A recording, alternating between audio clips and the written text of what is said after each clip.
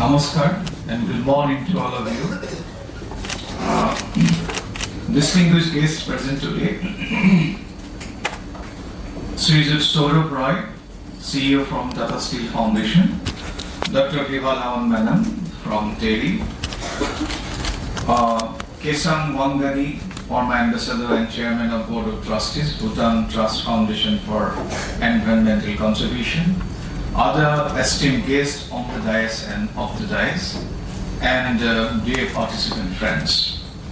Well, it is indeed my honor and privilege to welcome all of you to this edition of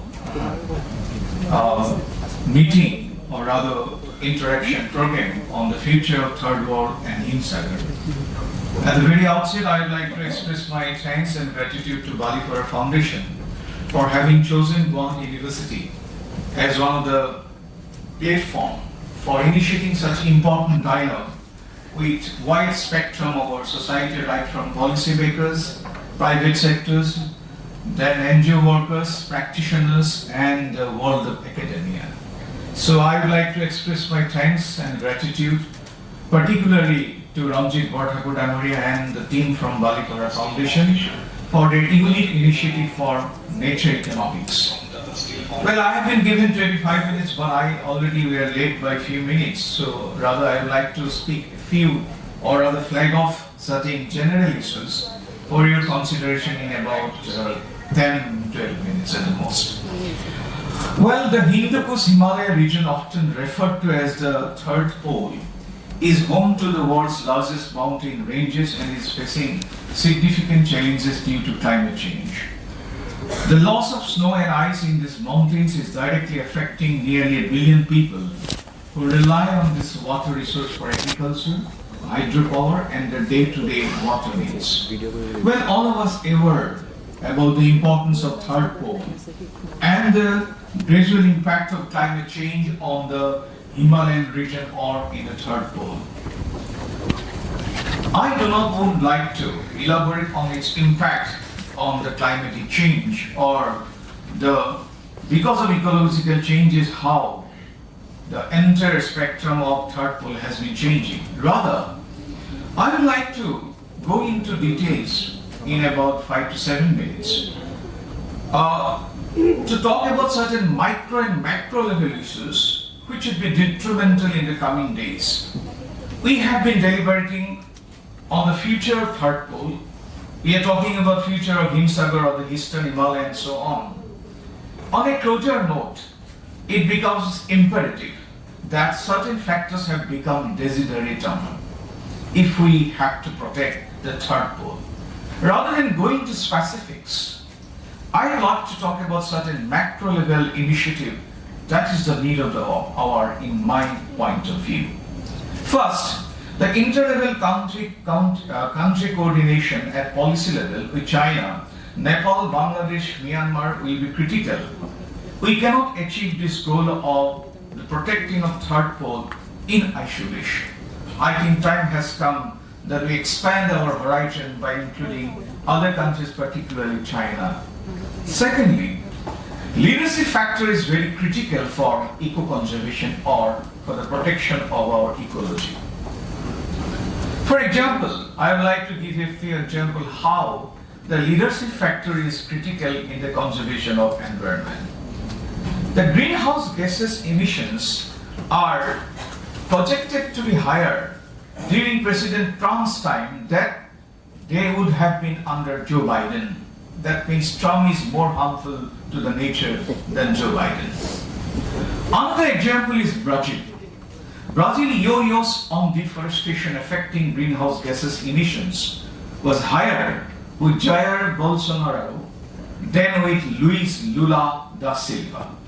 So my argument is that developing good leadership is important for the protection of environment. The best example, the current Prime Minister, the current leadership of Brazil. Thus, having perceptible visionary leadership is critical for our third pole than dictatorial, chronic capitalist-driven leadership. My third point is, the role of global south has become more critical than before. Countries like India, Brazil, South Africa and others and others relatively affluent nations have more responsibility to shoulder than before. I'd like to again here bring the example of Brazil, which is perhaps doing much better in protecting their eco-conservation, and their in true sense are going to implement nature economics in its letter and spirit. My fourth point is that GDP-centric growth model perhaps requires a serious rethinking. This model brings more inequality than equity. This model is more concentrated in a few HNWI. What do I mean by HNWI? That is, high net worth individuals, then being based on distributive justice model. My fifth point is, I'm not against automation, AI, and other disruptive technology. They equally empower disadvantaged section of the society.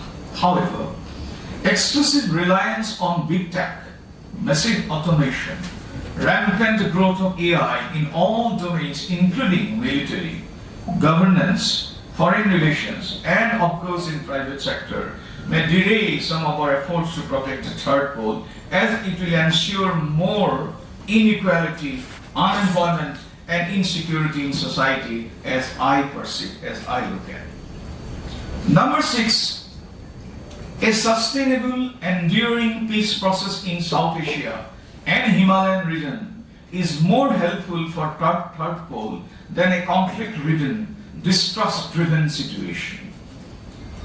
During the Trump regime, Indo-China's cooperation seems to have enhanced in recent times. Therefore, in this context, I would like to propagate for a robust initiative of BCIM, that is Bangladesh, China, India, Myanmar conglomerate, which is so far ineffective because of socio-political, geostrategic situation. But thanks to Trump that we are coming a bit closer with China, I think time has come to revamp the institutions like BCIM or even BIMSTEC. These platforms can play pivotal role in terms of protecting the third pole that we are planning or contemplating. Now, just a few words why I'm a little bit critical about GDP growth model. My argument is that there is an incompatibility between GDP model and such SDG as enunciated by United Nations and other organizations. It enhances more inequality. Well, I do not want to go into details how it enhances inequality. Just to give you an example, between 2020 and 2022, the world's most affluent 1% captured nearly twice as much the new global wealth created as the other 99% of the individuals put together. And in fact, in the decade to 2022, the world's billionaire more than doubled their wealth to almost about US $12 trillion. Second point is that this kind of GDP model talks about focuses more on overexploitation of natural resources. My third point of argument against the GDP-centric growth is that as a model of development, it no longer creates more employment. Unlike GDP growth model that we had in India, maybe in 50s, 60s, 70s, where it was taken as a model for employment and distributive justice. However, today's big industries get work done, so largely by robots and AI. So this doesn't create more employment. Maybe there will be differences of opinion, but this is my opinion, this is my perception that it creates more inequality in the society. And in fact, this rapidly increasing the cost of socio-economic cost of climate change cannot be compensated by the GDP growth model, because even 2% increase in the temperature, it is already costing about 5 to 6% GDP of our country. And in fact, let me give you an example of Gauhati. Gauhati is 45 degrees Celsius, where it becomes extremely difficult to walk outside your AC rooms. Here in Gauhati, in 1940, above 45 degree, the total days were only 20 days. In 1940, I'm talking about, there were only 20 days above 45 degrees. But now, in 2024-25, I have been told it's more than 100 days. So we cannot afford, already we are late, so therefore time has come to focus on post-growth model, maybe. Post-growth model. What do I mean by, in fact, in nature, there's a lot of discussion on that. So I have not borrowed it from that magazine only. Now, what is this post-growth model? This central idea of post-growth model is to replace the goal of increasing GDP with the goal of improving human well-being, what Bhutan has been talking about. Within the planetary boundaries, key advances discussed in this will be the development of ecological macroeconomic models that test policies for managing with our growth, understanding and reducing the growth dependency that the social welfare to increasing GDP in the current economy. Well, I do not want to go into the details. I have almost prepared a paper on that. And how Brazil is becoming a role model. I won't say Brazil is the best example, but within the limited resources, my argument is this, that Brazil is becoming a better model for this kind of eco-conservation than with other countries. Now, as Brazil hosts the United Nations Climate Summit COP3 in Belém, its government is taking steps to boost the economy without damaging the environment. The goal sounds almost utopian. By 2050, Brazil aims to double income per capita, slash emissions of every greenhouse gas to attain net zero, and distribute wealth more fairly to achieve 20% reduction in Gini index, a metric that reflects income inequality. So these are some of the macro level points that I thought would like to flag off for your kind consideration, not necessarily to agree with me. And at Gauhati University, as a Vice Chancellor, I will not take much time. As Vice Chancellor, I welcome all of you to our beautiful campus. It's a campus of about 510 acres, where 30% of this is undulating hills and 30% is water bodies. And in here at Gauhati University, in fact, I welcome all of you to visit our botanical garden, which I would say paradise in the hoi polloi of urban life. So I'd like to visit all our esteemed guests to have a look at our botanical garden. Here at Gauhati University, environmental sustainability, conservation of indigenous plant species, cultural diversity and inclusivity, and climate change and mitigation awareness become our cardinal principles to be followed in the days to come. Because we believe that what Banipara Foundation does, my applause, my appreciation to Ranjit Borthakur Dada for having initiated this excellent example. Because what I believe is time has come to talk about principles. What Ambika Giri Raichaudhuri said, the famous Assamese poet, Iki mutesun dekho সকল বিরাকে উঠিছে পরিছে খেলি যাকে যাকে বাহিৰত কিয় পৰিছে দৃষ্টি ভিতৰতে দেখো স্বৰ্গ নৰক মূল জনে জনে ফলে ক্লেদাব হৰণ গোটেই জগত হব বিমল শুদ্ধ. It means that before putting the blame on others, let the begin be begun, let the journey be started with myself. What Gandhi said. Let me be the agent of change that I want to initiate in this world.